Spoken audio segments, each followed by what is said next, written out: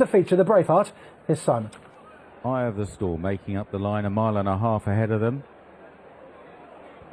And they're off racing in this Palmaris Services Braveheart Handicap over the 12 furlongs, racing away from the stands in the early stages. A little bit of a charge on Star of the East is just the early leader. Boulder Bob in the red jacket, quite keen. Caught on Lad towards the inside, right up the inside. Rainbow Rebel, who's just going to drop in. Dropped in by Joe Fanning behind the leaders. A little wider out in the dark blue sleeves is Deodoros. Widest then yellow sleeves is Unite the Clans.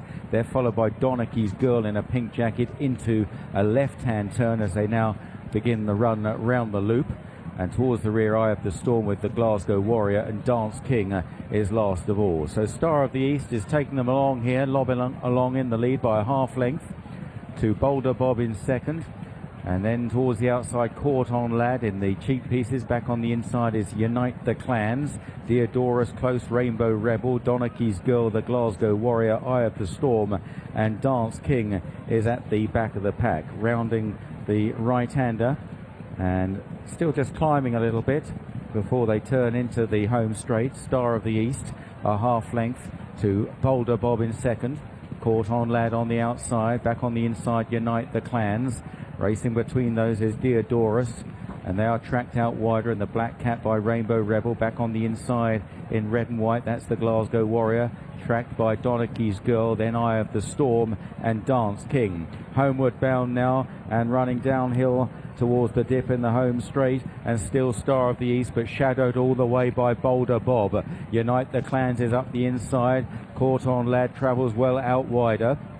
They are followed by Deodoros and Rainbow Rebel still getting cover. Far side the Glasgow Warrior. Donachie's Girl is now shuffled along from Dance King and Eye of the Storm. Heading on towards the final 3 furlongs and just past the 3. Star of the East still leads the way. Boulder Bob now coming under drive. Here's Rainbow Rebel unleashing a promising run on the outside under Joe Fanning. Absolutely cantering through to join his stable companion. Donachie's Girl on the far side. And then the Glasgow Warrior. The 2 leaders are drifting towards this stand side. Rainbow Rebel being carried towards the stands rail by Star of the East, but Rainbow Rebel looks to have his measure as they race up towards the line. Rainbow Rebel and Star of the East, the 2 Mark Johnston horses, fighting it out, and Rainbow Rebel wins the Braveheart from Star of the East. And a 1-2 for Braveheart. Back in third, Donachie's Girl, followed by the Glasgow Warrior. It's a 1-2 for Mark Johnston, who flew up from York, having completed a 1-2 in the last race at York. He's now got a 1-2 in, fittingly, the Braveheart Handicap, the 7:30. Rainbow Rebel beats Star of the East. They've drifted right across towards the stand side. But when the ground gets good to firm, or in that sort of ballpark, Mark Johnston makes hay, and he is doing so at the moment. A 1-2 for Braveheart in the Braveheart. Indeed. And despite Star of the East lugging into Rainbow Rebel all the way up, well, for the last two furlongs, wasn't he? He was doing his best to carry his stablemate all the way into the stands. Rainbow Rebel has just had too much for him, and he's absolutely tanked through the race. I mean, he was really well supported just before the off. Apologies, folks, I just dropped my pen. He tanked through the race. He was very well backed. Many people thought Star of the East would have the measure of him, and he's run very well. But you always got the impression up the home straight that Joe Fanning held the whip hand. Yeah, and don't you think? Yeah, I think he did.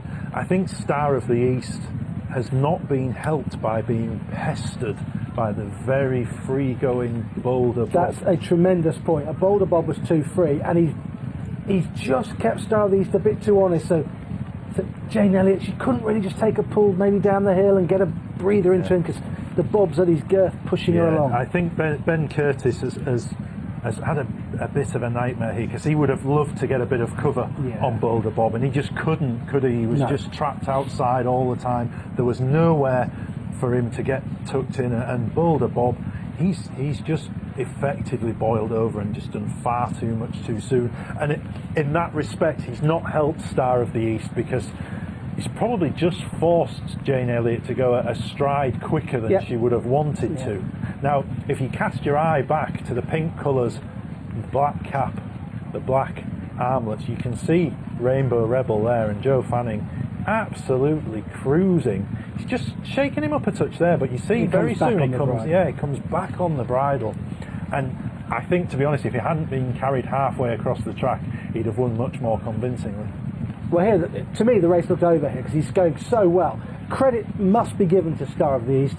We've mentioned the fact that he was pestered by Boulder Bob, and look where Boulder Bob is now. He's second last and dropping right away, having been too keen. But Star of the East sticks to his guns. This is his ground. He's by Cape Cross. He wants decent ground, and he battles on really well.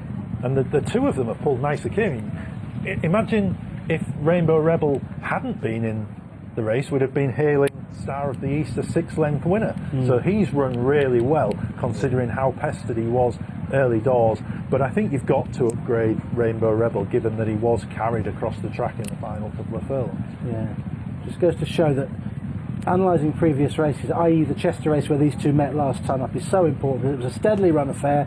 Star of the East got his own way in front, dominated and won round that tight circuit, whereas the winner here, Rainbow Rebel, missed the break, got behind, was effectively held up in a slowly run race. So, pace was the key to analysing that Chester race, and the better gallop here, the form has been turned around by Rainbow Rebel. Star of the East has drifted a long way across. I hope he's all right, because he really has lugged a long way across. Yeah, and when he initially starts lugging, he's lugging into the whip as well, isn't he? Which isn't not ideal. It's not a great. Let's hope he's all right. Let's mention the third, Donica's Girl, Cameron Hardy for Alistair Williams, whose horses are going pretty well. That was over on the far side and got the better of, let's call it that group on the far side, shall we? Yeah, Donica's Girl, she'd been a bit unlucky last time behind Boulder Bob and was probably entitled to finish a little bit closer than she did, went fifth. So she's stuck on nicely, but the two Mark Johnston horses have effectively been in a different parish to the rest. They have, absolutely. Yeah, well done to Mark. He had a very good York, a good day today with threading, and then he won the last race as well and had the second, and now he's had a 1-2 here as well.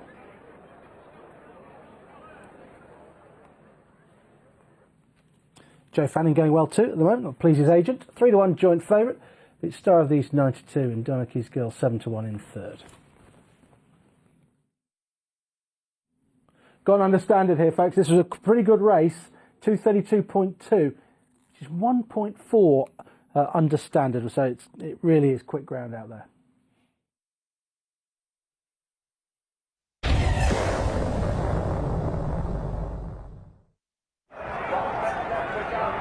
You should let Bet Victor find you the perfect horse. How's that working? I think I'll leave that to a sommelier to explain. When there's too much choice, it's hard to make the right decision. Bet Finder from Bet Victor makes things easy. Just select from star ratings,